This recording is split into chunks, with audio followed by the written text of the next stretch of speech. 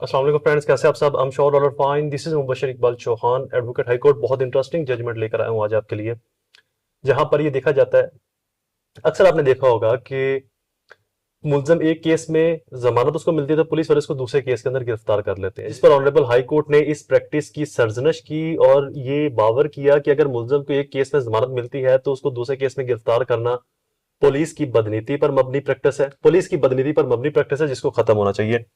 Judgement note कर ले, 2024 PCR LJ 1669 Lahore. इसकी थोड़ी सी प्रोपोजिशन आपको बता देता हूं।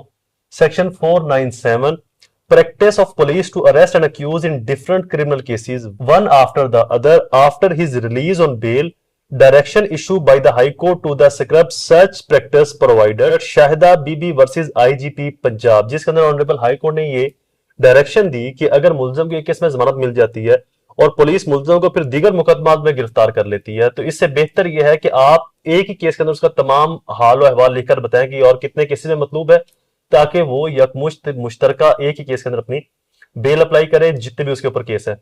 अगर आप एक केस में वो बेल मिल जाए फिर उसको दूसरे में गिरफ्तार करते हैं तो ये खिलाफे कानून है, और ये प्रैक्टिस पुलिस की नीयत के ऊपर शक पैदा करती है कि उसका पुलिस का मकसद उस मुलजम को जेल में रखना है, इंसाफ देना या इंसाफ दिलाना नहीं।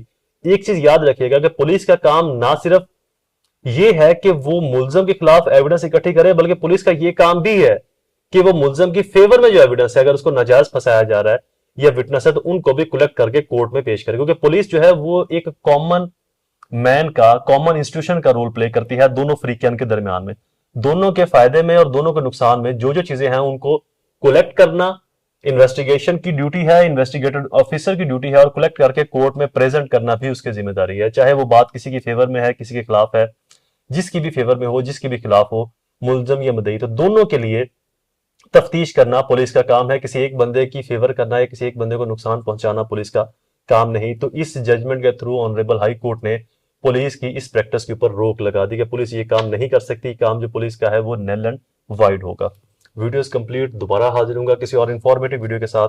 तब तक मुझे अपनी दुआओं में जरूर याद रखें। अल्लाह ताला आप सबका हामी नासिर हो। वस्सलाम।